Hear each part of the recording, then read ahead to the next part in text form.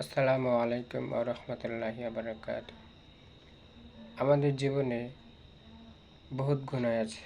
যে গুনাহ যে গুনাহ আমাদেরকে ধ্বংস করে দেয়, যে সকল গুনাহ আমাদের হৃদয় ভরা, কলব ভরা, গুনাহের কারণে কলব আমাদের অন্ধকার, একদম কালো কুৎসিত হয়ে গেছে। তার জন্য আমাদের আল্লাহর কাছে ভয় লাগে না। এজন্য আল্লাহর কাছে দোয়া করলে, নামাজের পরে দোয়া করলে বিশেষ করে চোখে পানি আসে না। এই জন্যে যে আমরা কাঁদতে পারি না। কান্না আসবে করতে, কলব তো অন্ধকার হয়ে গেছে, পাথরের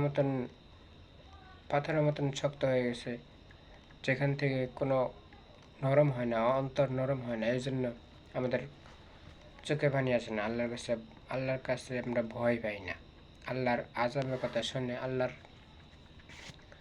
পরকালের কথা শুনে আমাদের ভয় লাগে না। এই জন্যে যে সকল গুনাহ মানুষকে ধ্বংস করে দেয়, মানুষকে ধ্বংস করে দেয় এবং সব কিছুই শেষ করে দেয়। আর দুনিয়াও তো শেষ, গুনাহ করলে আখিরাতও শেষ। তো আমরা চেষ্টা করব গুনাহ থেকে বেঁচে থাকার জন্য, সকল গুনাহ থেকেই বেঁচে থাকার জন্য চেষ্টা করব। তাই বলে এই নয় যে গুনাহ করতে পারলাম না, এই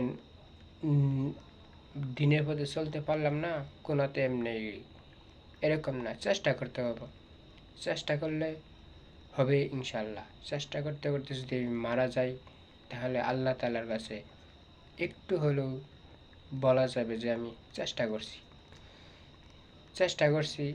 তো যতটুকু পারছি সম্ভব চেষ্টা করার পরে বাকিটুকু পারি নাই। বাকিটা আল্লাহ তাআলার ইচ্ছা। আল্লাহ চাইলে ক্ষমা করে দিতে পারবেন ইনশাআল্লাহ। কিন্তু যদি চেষ্টা না করে অনাহারে এমনিই দিনকাল পার করে দেই, এমনিই সময় শেষ করে দেই, তাহলে ওইটা পরকালে কোনো জবাব তো দেওয়া যাবেই না, বরং খুব শাস্তি, খুব আযাবে আটকে থাকতে হবে। এবং শয়তানও সেই দিন আপনার সাথে সাক্ষী দিবে না। যে যদি বলেন আমাকে শয়তানের ধোঁকায় পড়ে আমি গুনাহ করছি, শয়তান সেদিনও আপনার সাথে মিথ্যা কথা বলবে।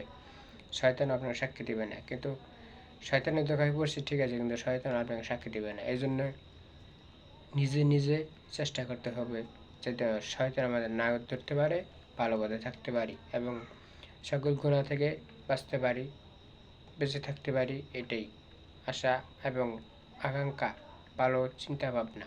আল্লাহ তাআলার কাছে যেন আল্লাহ তাআলা আমাদের তৌফিক দেন, যেন দিনের পথে চলতে পারি।